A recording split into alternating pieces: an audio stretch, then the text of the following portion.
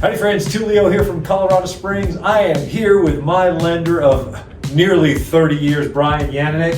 What's up, guys? From Rate Mortgage. Bryan, let's talk about a topic that has become very commonly discussed over the last year and a half. I think we're going to keep talking about it through 2025. Let's talk about rate buydowns. I knew that was coming. Yes, what is a rate buy down? We hear these 2-1s, these 3-1s, all these different numbers. Sure. What do they mean? Keep it simple. Talk to me like I'm clueless. Kindergartner. Yes, yes. All right, let's go ahead. Let's talk buy down. So I'll kind of break it apart into two quick things. So there's a permanent rate buy down, and then there's a temporary buy down.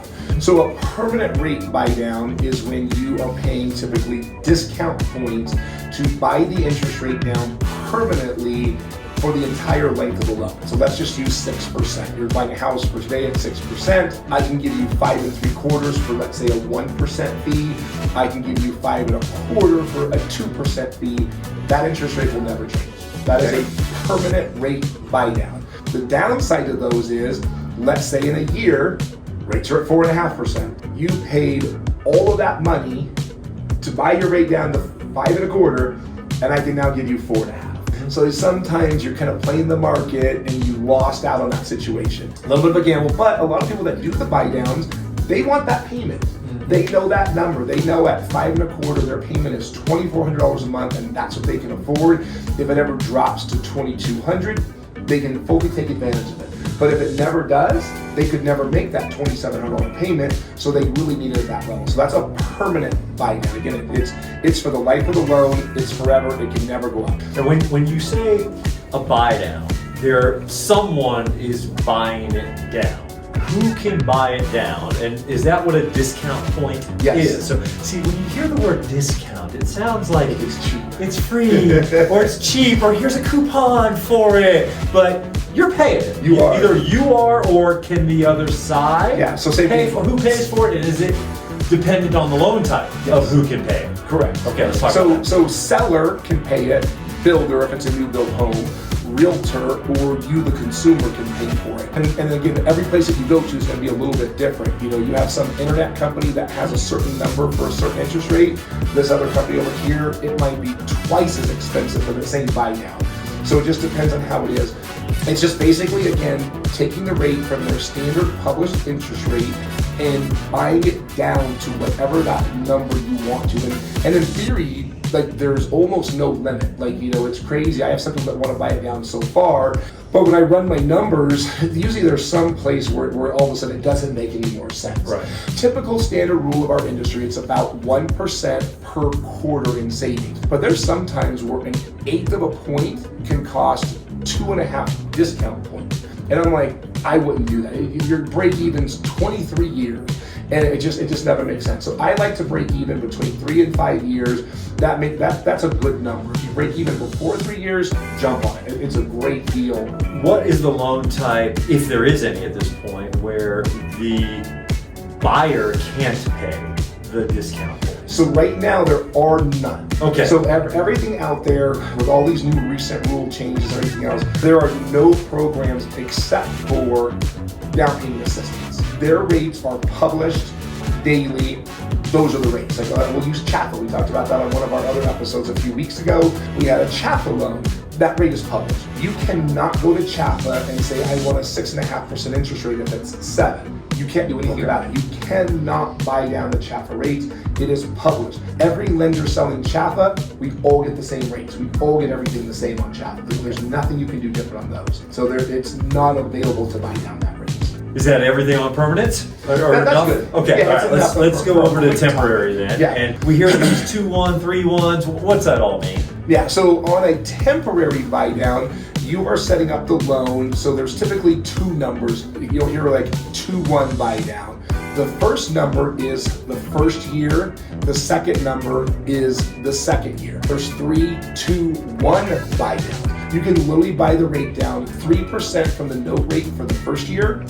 It goes down 2% for the second year, 1% for the third year, and it goes to the permanent rate. Those are pretty rare because they are exponentially expensive. That extra third year and buying it down so much, the only time that you really see those is some of these buildings. They've got, inventory that they're sitting on, and they're just trying to get these houses pushed out, and the builder's giving them $50,000 to push this house out. You'll see that, but the standard that we see almost all the time is what's called a 2-1 buy down or a 1-0 buy down. You're getting a VA loan, and the interest rate is 6%. The seller has agreed to pay that 2-1 buy down fee. Year number 1, your interest rate that you're paying will be 4%. After 12 months have gone, or 12 payments, that interest rate will go up to 5%. So 6%, 2-1, 6 minus 2 is 4. Then the second number is the 1. 6% minus 1 is 5. So year 1, 4%, year 2, 5%. If you haven't sold the home, if you haven't refinanced it yet, it will then go to the note rate years 3 through 30. And there's never a note rate means, is that prime or no, what? the rate that you agreed to at the beginning of the Okay, got it. So the one I used today was 6%. So that's how I did the 4% and the 5%, then it will go to 6%. Well, let's say that in 14 months, you're paying 5%. Rates have now dropped to 5.25 in the market. You've got a tough situation to play with there. You're only paying 5 on your loan, but the permanent rate is now at 5.25. So the same thing, are you gonna gamble, lock in that 5.25 for the life of the loan, because in 11 more payments or whatever, you're going to jump back up to 6%. Rates might be higher if you wait when you do it. All of a sudden they're back to 6%, you missed out. Also, maybe you refinanced at 5.25 and doggone it, they're at 4.25 now. But the neat thing is, you can always take advantage of the lower rate. I typically like to lock people into what's a guarantee. What's the old saying about a bird in the hand is worth more than 2 in the bush? Yeah. So to me, a lot of times you can take advantage of that. Now, we talked on one of our other episodes, if you maybe saw it, that if you do a permanent rate buy down, that is a fee that you pay up front. It's non-refundable, it's gone. The neat thing about temporary buy downs is that money is just put into a bucket or a bank account. So if you've got $5,000, $10,000, $20,000 in there to pay that difference every month, and you refinance that loan in 7 or 8 months, you'd probably still have $18,000 sitting in that account. That money is still yours. They apply it to the principal of the loan and pay it down. You don't lose that money. So that's why I like the temporary buy downs over the permanent. And I have a question on say 2-1. Yes. We talked about obviously that sounds, it could be beneficial for a buyer. Okay, huge.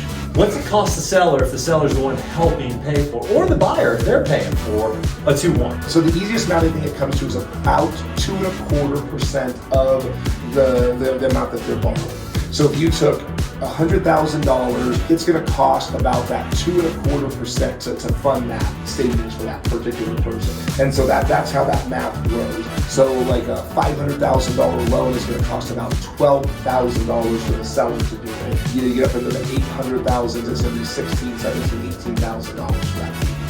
When a buyer is making a purchase and they really need some assistance with their interest rate, yes, and a 2-1 makes sense to them, we together and with our client have to decide, okay, we have to ask for some money, yes, from the other side.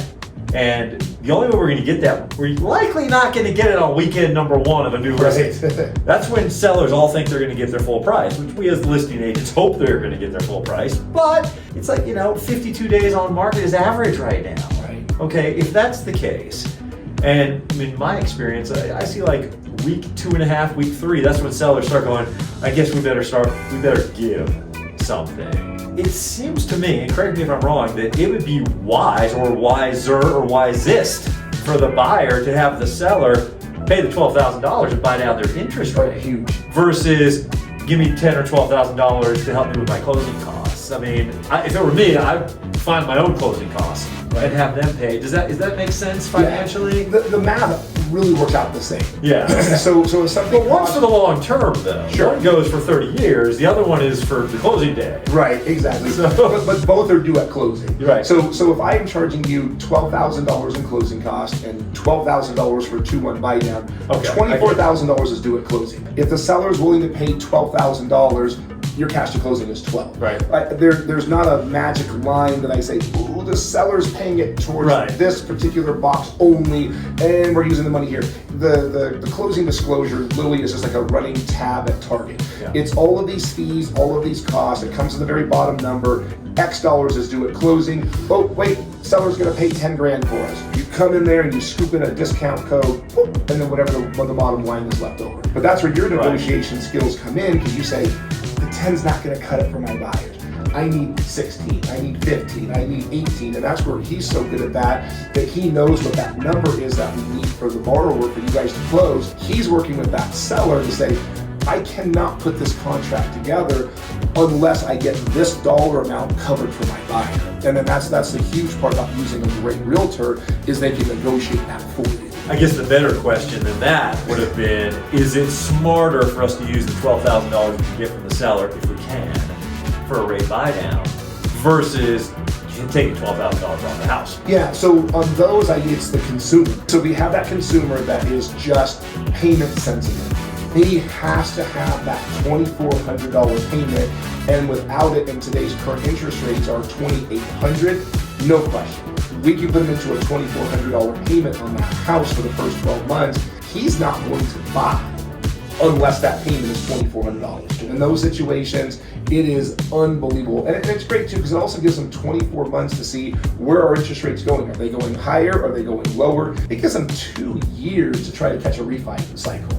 And I think they last like every 3 years or so. So if we haven't already had a refi cycle in the past 2 years, we're pretty much due here at some point in the next year or two. There's going to be a cycle that we're going to catch someone to get rates. Rates don't always go up, and rates don't always go down. There is like a complete ebb and flow cycle that's out there.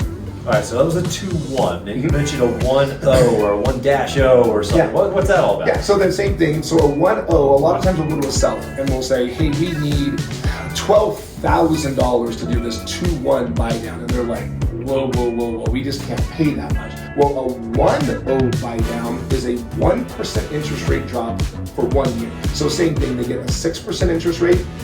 Year one, it's 5. After 12 payments, it goes back to 6%. Well, that fee isn't $12,000. In those cases, it's like $3 grand, $4 grand. It's a much smaller number to ask the seller. So if you have a seller that bought a house only 6 months ago, 18 months ago, they haven't had enough time to gain any equity, and they're like, we're just selling this house to break even. We don't have $20,000 to give you for incentives.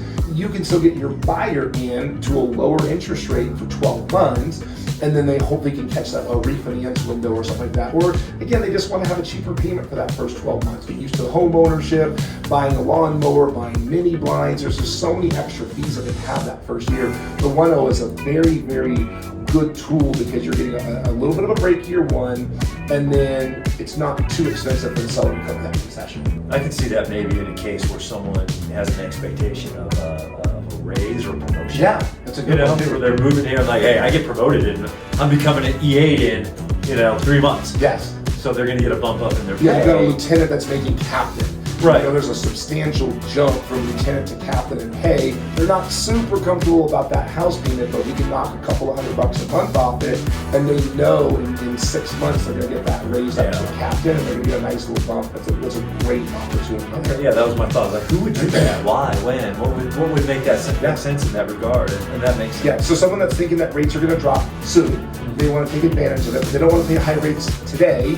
That gives them a 12-month option. They're getting promoted. It's a great one. Maybe they just got out of college, and their corporation they work for has a set standard. Hey, you work for us for 12 years or 1 year, and then you get a 12% pay raise. After a year. Perfect example. They know when that payment jumps up a little bit, they're good because they got a 12% payment. Yeah, it could even be someone getting married. Yeah, exactly. And another income is going to be brought into the mix. Yeah, maybe they're engaged, right? Yeah. And that person's like, oh, I want to buy a house now, but I can't make this payment all the way by myself. That's a great option there too. All right, hey guys, this was Mortgage Minutes with Bryan Yaninek, Tuleo, Peña. We do this every week to bring you a little bit of education in some of the tough stuff, some of the things that are a little bit hard to understand in the mortgage world. Yeah. Thank you, Bryan. You're welcome. That's fun stuff. Yeah, absolutely. Okay, guys. Hey, if you see value in this, make sure to follow, like, or subscribe, and we will keep bringing you more.